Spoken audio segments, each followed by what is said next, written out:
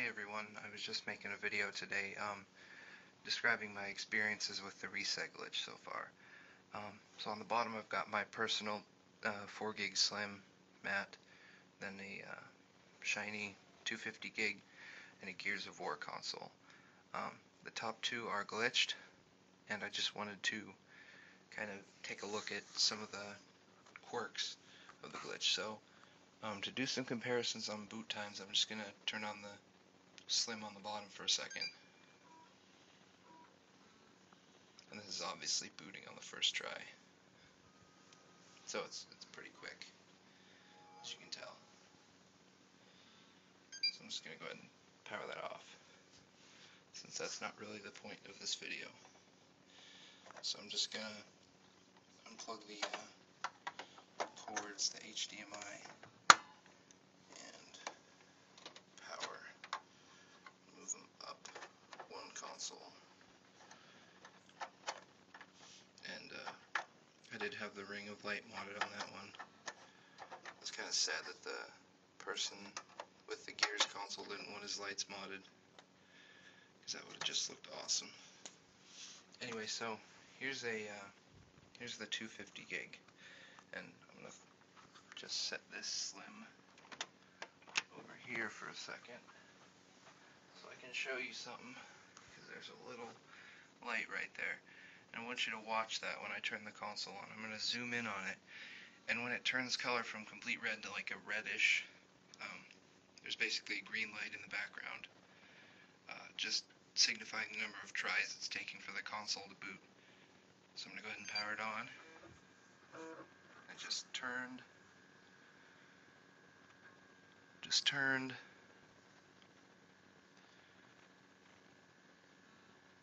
and it booted.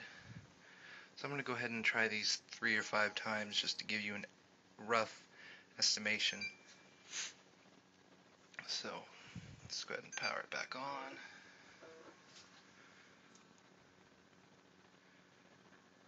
It changed again, or for the first time maybe. It changed.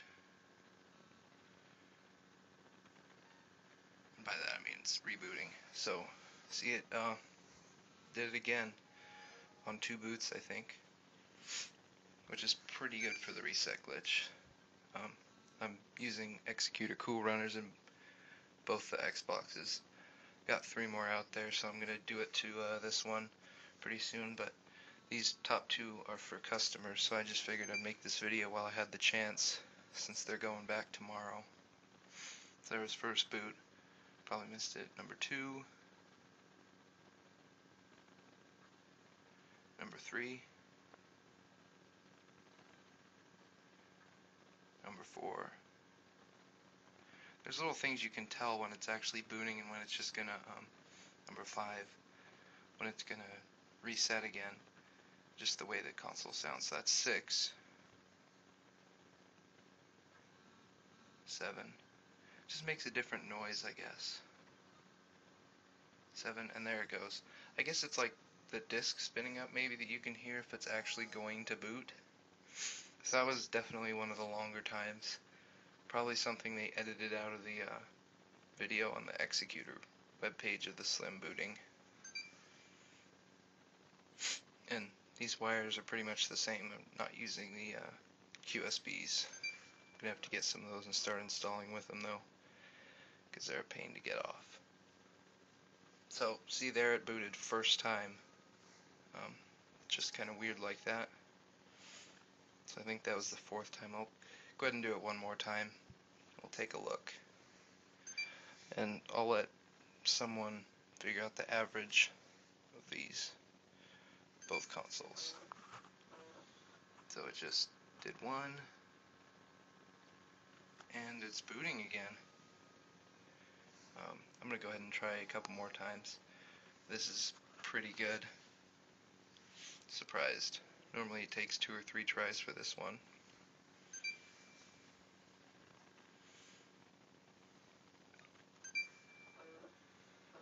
Anyway, so there it goes.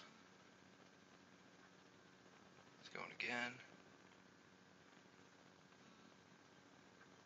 And again.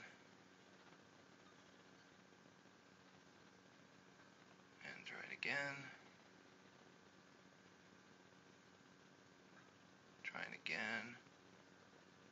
I'm not even counting. But it's definitely 4, 5, 6-ish. And there it booted up again.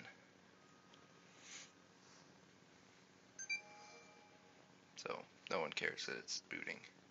If you can hear, there's a speaker right there. So here's another. You can see it changed. 2. Booted again. So as you can see, this Slim is very quick. That was 7 tries, and I think it booted on the first or second. Pretty much, the majority of them.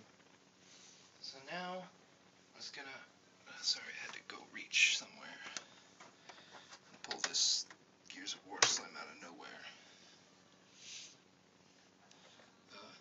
Sorry, I'm just grabbing the HDMI ports again. Moving the HDMI and the power. I have to say, I kind of like the custom sounds on the Slim, but it's kind of a pointless thing, if I'm honest. It's not something I'd spend the extra $100 for. Oh, sorry. Anyway, so this one I just got done with. I think it takes a bit longer, so let's try it. So yeah, it's got a cool sound. And we're going twice, 3 times, 4 times, 6 times. There's audio cues you can hear too, especially if the console's apart. 7 times or 8 times maybe. 8 or 9. So 9, 10, 11,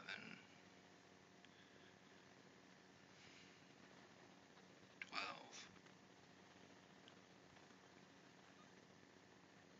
13. So as you can see, 14, this particular serial numbered Gears of War Slim. There it goes on the 13th or 14th boot. Right up to there. So, I don't really know why.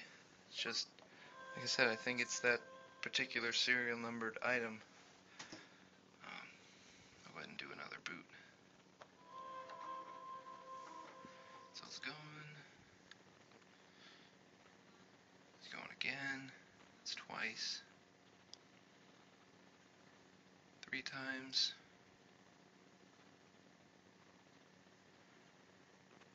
So it booted on the 3rd time there.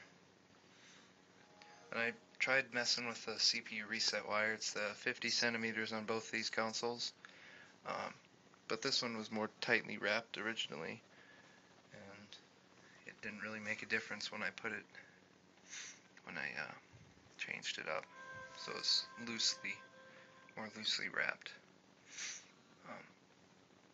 And if you actually listen to it with it apart and you can hear high-pitched noises, you can actually hear each nanosecond it delays it a little bit longer to try and get the console to boot.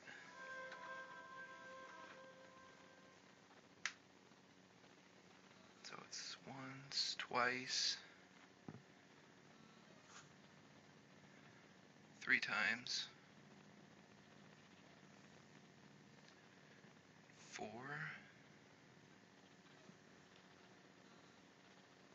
5,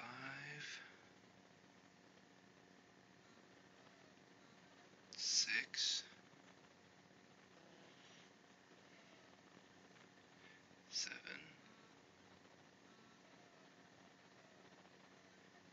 8,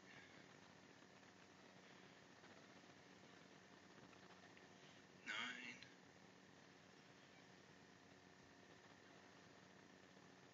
and there boots on the 9th. And Also notice these two motherboards are similarly manufactured. They were both made in mid-July, I believe. I don't think this one was made in 2010. It was just picked up new.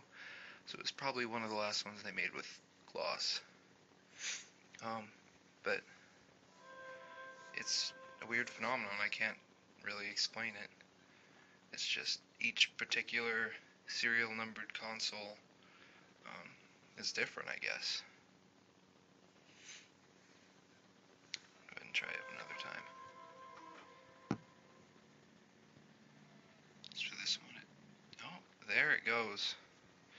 Those are rare first time boots on, especially this console. Also wanted to note that this one actually gave me a bit more trouble too. See, the first time I wrote Zell, reloaded, it wouldn't work right. Then I got the CPU key, made a free boot, and the first time I tried that, it wouldn't. It just booted back to Zell Reloaded. But luckily I had the raw flash application. I was able to get it working. For some reason it threw a E70 error at me too, trying to boot into the dash, but that was with it completely bare.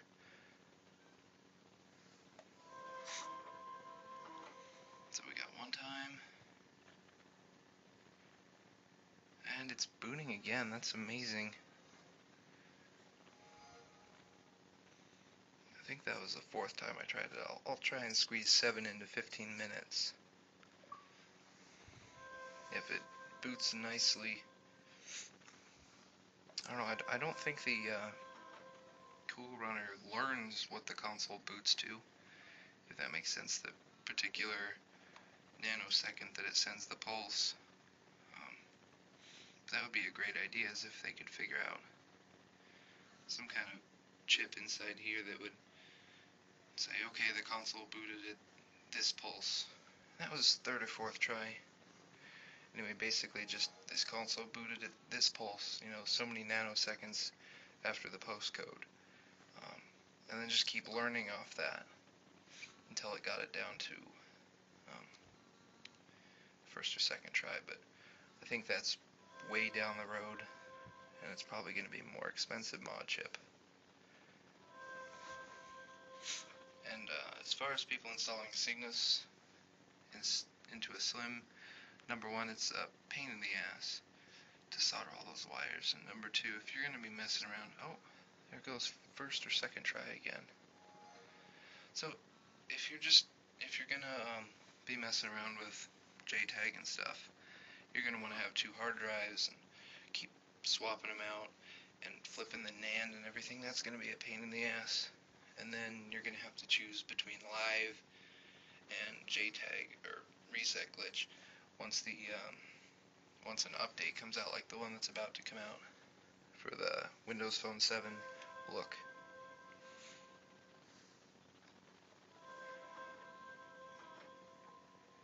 Which I don't really like. I just rather have two Xboxes.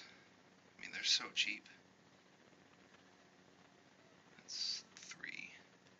Still got a Xeon down here running perfectly. Oh, there it is, third or fourth try. Anyway, still got a Xenon running down there perfectly with whisper fans.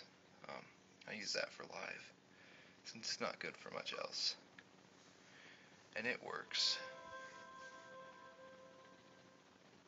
Just non-flash drive, bare bones. So I'm going to go ahead and try again. This is going to be the 6th or 7th try. So it's trying again. So that's 2.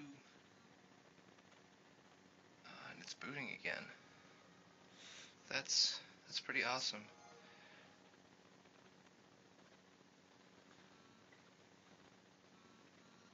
Because normally it's been booting really slowly for me, especially getting into Zell Reloaded the first few times. So I'll just go ahead and try again, and the video's about to be cut off. So anyway, I'm Mech Gamer. I'm out.